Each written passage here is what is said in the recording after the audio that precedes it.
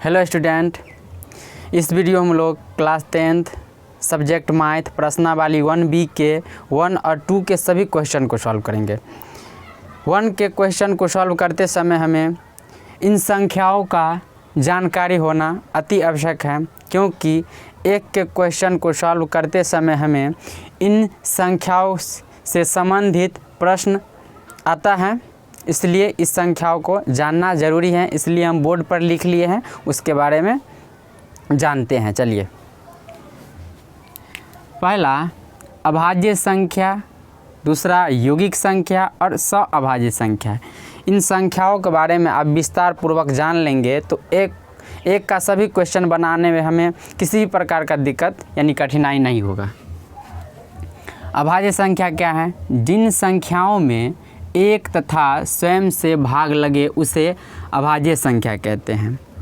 अभाज्य संख्या जिन संख्याओं में एक तथा स्वयं से भाग लगे उसे अभाज्य संख्या कहते हैं। जैसे में क्या होगा तो 2, 2, 3, 5, 7,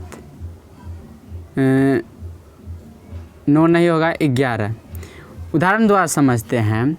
वैसी संख्या मतलब जिन संख्याओं में एक तथा स्वयं से भाग लगे उसे अभाज्य संख्या। 2 में स्वयं या एक से भाग लगे, 1 से तो भाग लगेगा ही 2 मरतबे, और स्वयं से यानी 2 से ही भाग लगेगा सिर्फ 2 1 2। 3 में भी उसी प्रकार 1 और 3 से भाग लगेगा। 5 में भी 1 और 5 से भाग लगेगा, यानी स्वयं से यानी 5 से भाग लगेगा। 7 में 1 और 7 से 11 में, ऐसे ही करके dot dot dot dot dot यानी अनंत तक। ये समझ गए। अब जानते हैं यौगिक संख्या के बारे में। यौगिक संख्या क्या है? यौगिक संख्या वैसी संख्या जिनके गुणनखंड 2 से अधिक हो उसे यौगिक संख्या कहते हैं। वैसी संख्या जिनके गुणनखंड 2 से अधिक हो उसे यौगिक संख्या कहते हैं। जैसे में क्या होगा 4, 6, 8,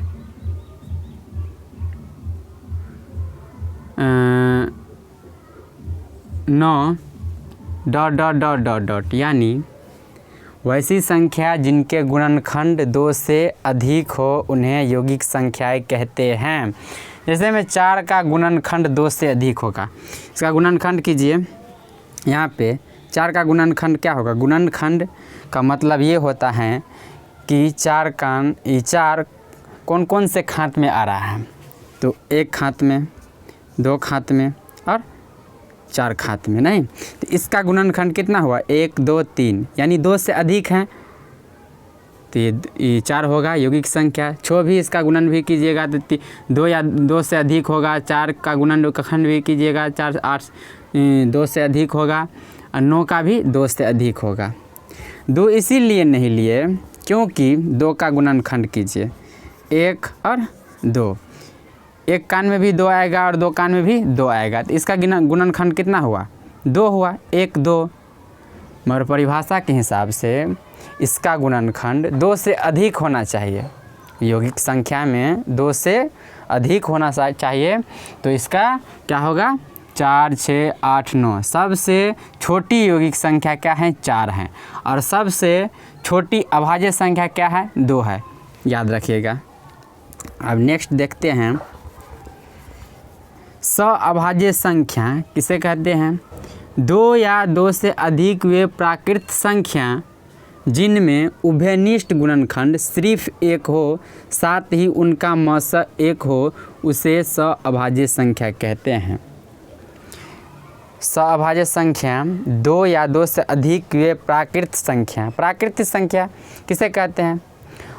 गिनती के सभी संख्या को प्राकृत संख्या कहते हैं। नहीं, गिनती के सभी संख्या को प्राकृत संख्या कहते हैं। 1 2 3 4 5 6 डॉट डॉट डॉट इत्यादि।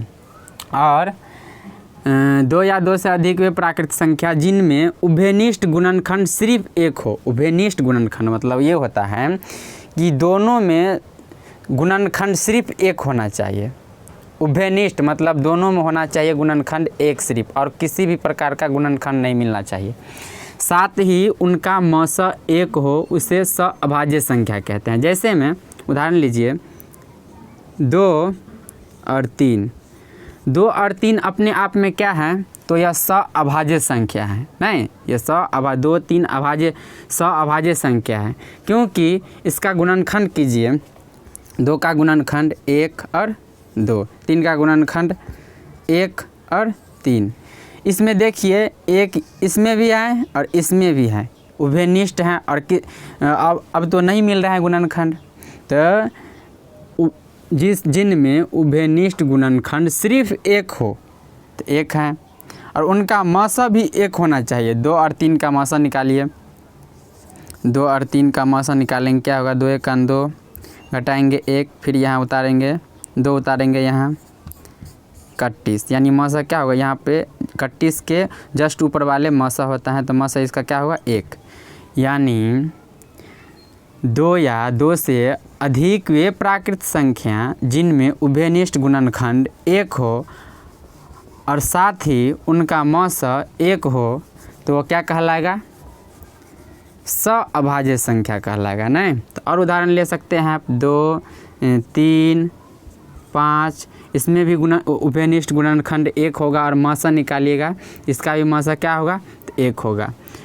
2 या 2 से अधिक, 2 या 2 तो 2 से अधिक भी हो सकता है, यानी 3 5 7, इसमें भी उभयनिष्ठ गुणनखंड क्या होगा, 1 होगा, और इसका म स निकालिएगा तो इसका म स भी 1 होगा। तो आई होप आप लोग जान गए होंगे इस संख्या के बारे में। अब चलिए जानते हैं प्रश्नावली 1 के सभी क्वेश्चन को, देखते हैं क्या है, लिख लेते हैं हम बोर्ड पे, आप लोग ये उतार लीजिएगा। एक के हम प्रश्नावली 1B के 1 के सभी क्वेश्चन को उतार लिए हैं। चलिए जानते हैं 1 का क्वेश्चन क्या है, अब बनाने में भी मज़ा आएगा। धन पूर्णांक p अभाज्य होगा यदि p में केवल डैश और डैश से भाग लगे। p अभाज्य होगा कब होगा, जब डैश और डैश से भाग लगेगा, यानी क्या होगा, 1 और 1 से भाग लगा, 1 और p से भाग लगेगा, यानी स्वयं से भाग लगेगा। आप यहाँ पे जान चुके हैं कि अभाज्य संख्या 1 और अपने स्वयं से भाग लगता है, तो p एक अभाज्य संख्या है। मान लेते हैं 3, तो 3 में किस से भाग लगेगा, 1 से भाग लगेगा, और किस से लगेगा, स्वयं से, यानी 3 से। तो यहाँ पे क्या होगा, केवल 1 और डैश से भाग लगेगा, p से लगेगा। नहीं, तो इसका आंसर होगा 1 और p, उत्तर होगा 1p 1p, आंसर इसका। दूसरा, डैश संख्या को अभाज्यों के गुणनखंड के रूप में लिखा जा सकता है, तो यहाँ पे होगा यौगिक संख्या को। इससे पहले आप पढ़ चुके हैं यौगिक संख्या, कि यौगिक संख्या किसे कहते हैं, 2 से अधिक वैसी संख्या जिनके गुणनखंड 2 से अधिक हो उसे यौगिक संख्या कहते हैं। तो 4 6 8 इन संख्या को हम अभाज्य गुणनखंड के रूप में लिख सकते हैं। जैसे में 4 का गुणनखंड कीजिए, क्या होगा, 2 गुने 2, नहीं 6 का गुणनखंड क्या होगा, 2 गुने 3, नहीं 8 का गुणनखंड क्या होगा, 2 गुने 2 गुने 2। यहाँ पे देखिए 2 क्या है, अभाज्य संख्या है, 3 क्या है, अभाज्य संख्या है, 2 क्या है, अभाज्य संख्या है। तो यौगिक संख्याओं को हम अभाज्य गुणनखंड के रूप में लिख सकते हैं। इसका आंसर होगा यौगिक संख्या। अब तीसरा नंबर क्वेश्चन, 2 पूर्णांक a और b स अभाज्य हैं। 2 पूर्णांक a और b स अभाज्य हैं यदि म स डैश होगा। 2 पूर्णांक a और b स अभाज्य हैं यदि म स क्या होगा, तो यह आपस में क्या होगा, सहभाज्य होगा। जब इसका म स 1 होगा, इससे पहले पढ़ चुके हैं सहभाज्य संख्या वैसी संख्या जिनमें उभयनिष्ठ गुणनखंड 1 हो और जिनका म स भी 1 हो वह क्या कहलाता है, तो सअभाज्य संख्या कहलाता है। तो 2 पूर्णांक a और b सअभाज्य हैं, यदि म स 1 होगा तो वही सअभाज्य संख्या कहलाएगा। इसका आंसर 1 होगा। दूसरा चौथा, म स इतना बराबर म स इतना क्या होगा, 48 और 30 का म स बराबर इनका म स क्या होगा, 30 यहाँ पे दिया गया है 48 होगा, इसका यही आंसर होगा 48। पाँचवा क्वेश्चन, म स गुण्य म स दिया गया है AB गुण्य ल स AB तो बराबर डैश गुण्य डैश होगा, क्या होगा। मान लीजिए यहाँ पे 2 और 3 गुण्य AB का स्थान पर भी मान लीजिए, क्या यही मानना होगा, AB यानी यही मानना होगा 2 और 3। 2 और 3 का म स जब निकालिएगा तो कितना होगा, 1 होगा। नहीं, निकाल लीजिए आप। 2 और 3 का ल स निकालिएगा तो कितना होगा, 6। नहीं, 2 और 3 का ल स निकालिएगा कितना होगा, लगेगा नहीं, तो 2 दूतिया 6। इसका गुणनखंड कीजिए, गुना कीजिएगा तो कितना होगा, 6।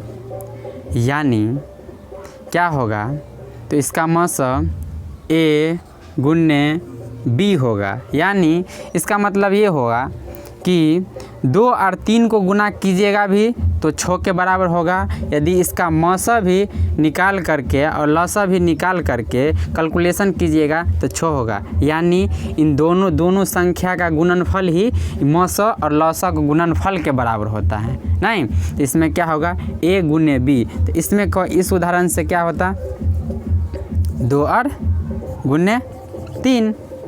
नहीं, इस उदाहरण से, तो इसका आंसर होगा ये AB। अब दूसरा क्वेश्चन समझते हैं, क्या है दूसरा क्वेश्चन।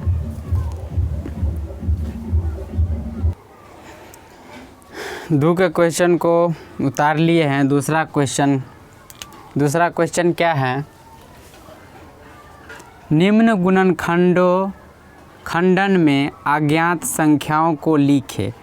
अज्ञात संख्या को हमें ज्ञात करना है, यानी इसमें अज्ञात संख्या क्या है, A B C। इसमें क्या है, खाली डिब्बा को हमें निकालना है।